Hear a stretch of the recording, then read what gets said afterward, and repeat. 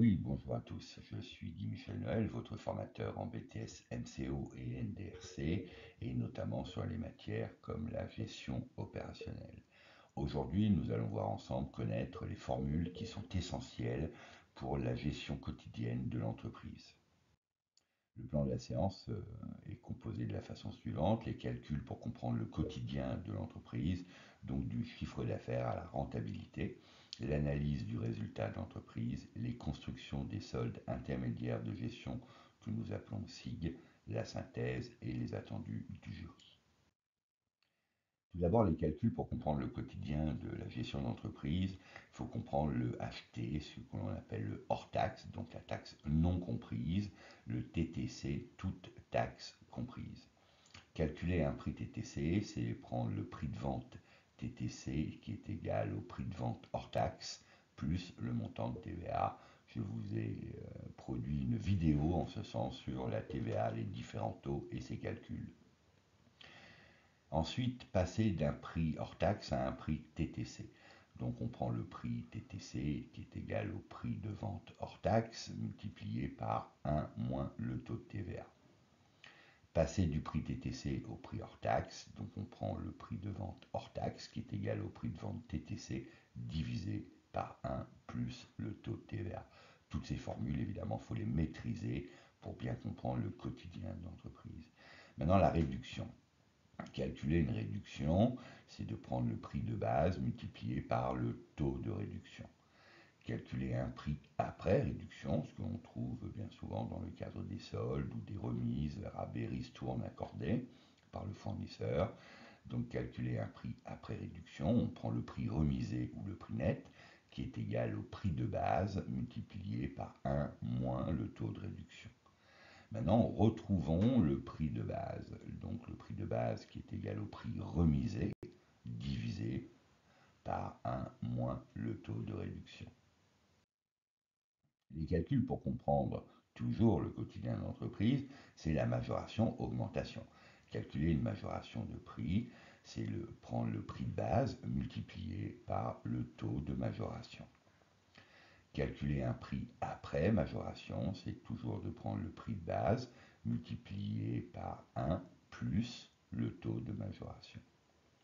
Retrouvons maintenant le prix de base, qui est le prix majoré divisé par 1 plus le taux de majoration.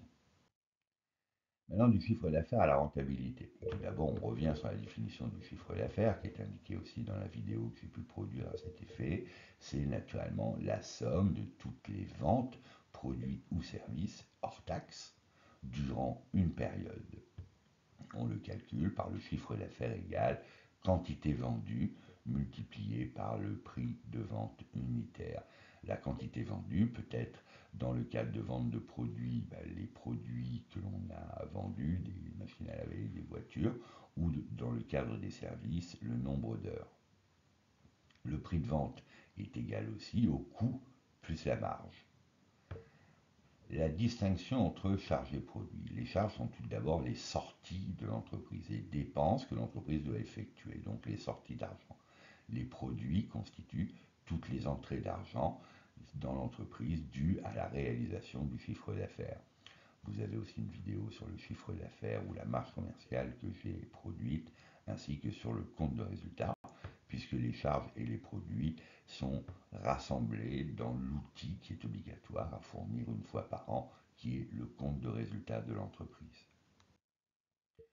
Toujours du chiffre d'affaires à la rentabilité, nous allons voir la distinction entre charges fixes et charges variables.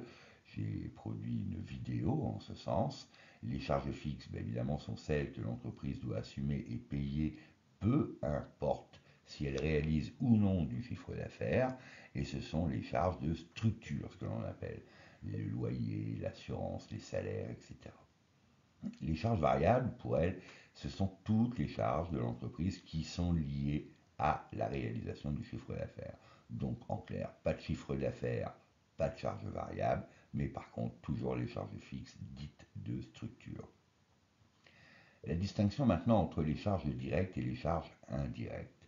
Les charges directes sont des charges qu'il est possible d'affecter immédiatement au coût d'un produit ou d'un service. Par exemple, l'achat de marchandises, la main-d'œuvre directe.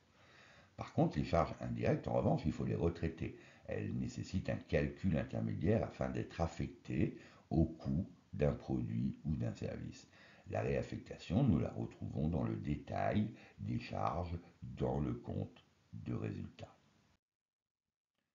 Toujours du chiffre d'affaires à la rentabilité, nous allons reparler de la marge, très importante, je l'ai dit dans la vidéo que j'ai produite à cet effet.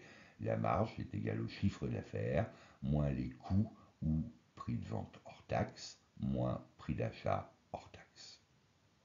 La marge brute ou marge commerciale ou marge sur coût variable, c'est le chiffre d'affaires moins les coûts variables. C'est un indicateur naturellement de rentabilité. Son calcul permet de s'assurer que l'entreprise réalise un volume d'affaires suffisant pour faire face à ses frais fixes et coûts fixes et générer par la suite un bénéfice.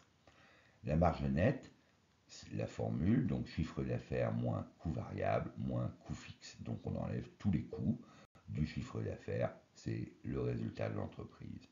Le taux sur marge sur coût variable, TMCV, c'est la marge brute divisée par le chiffre d'affaires.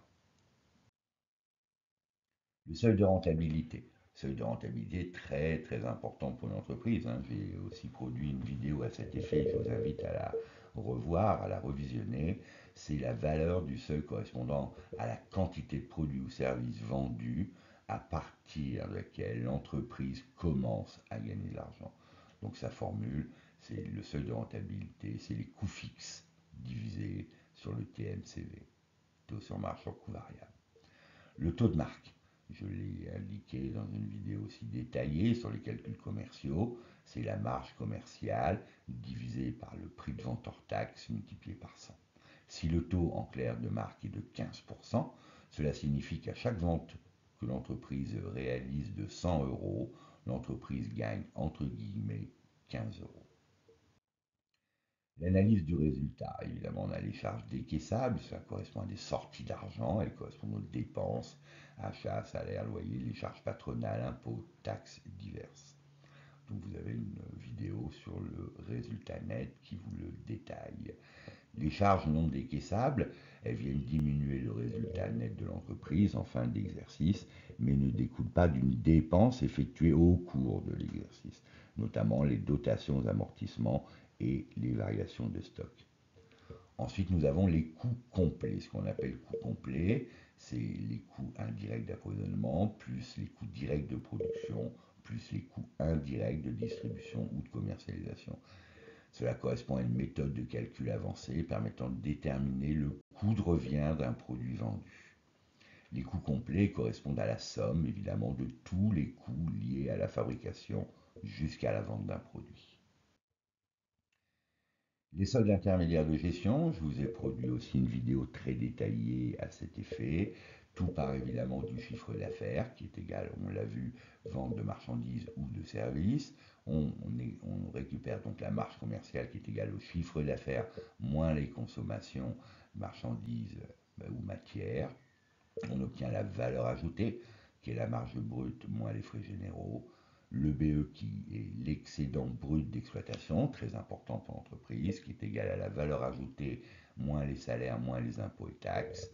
Le REX, résultat d'exploitation, qui est égal à l'EBE plus ou moins les produits et charges divers, moins les dotations aux amortissements, moins les dotations aux provisions. Nous arrivons au résultat net, qui est égal au REX plus le résultat financier, plus le résultat exceptionnel, moins les impôts. Ensuite, nous avons la CAF, la capacité d'autofinancement, qui est égale au résultat net, plus les dotations d'amortissement, plus les dotations aux provisions, moins les reprises sur provision. Toutes ces étapes, vous les avez en détail sur des vidéos produites, donc n'hésitez pas à les revoir pour que vous puissiez maîtriser toutes ces notions. Les mots-clés à retenir, le lexique professionnel, bien évidemment, c'est que vous maîtrisiez les fondamentaux de la gestion d'entreprise. Ce que nous venons de voir, ce sont les bases incontournables qu'il vous faut maîtriser. N'oubliez jamais que votre propre réussite, c'est vous qui la détenez, c'est vous qui en êtes à l'origine, et si vous le réussissez, c'est parce que vous avez travaillé et que vous aurez le droit naturellement à la coupe. Nous, formateurs, Nous ne sommes là que pour vous accompagner dans votre réussite en vous faisant part, en vous transmettant le meilleur de nous-mêmes, notre expérience, nos compétences, notre formation. N'oubliez pas de visionner autant que faire se peut les vidéos que je produis sur toutes les matières des filières MCO et NDRC, que ce soit en management d'équipe commerciale, gestion opérationnelle naturellement, négociation, technique de vente, CEJM, etc. Toutes les semaines, je produis à peu près 3 à 4 vidéos. Si vous les appréciez, n'oubliez pas de liker. Vous souhaitez des informations complémentaires, commentez, je répondrai à vos questions. Et si vous souhaitez être prioritaire lors de leur production, abonnez-vous en actionnant la petite cloche. À bientôt, merci de vos visites.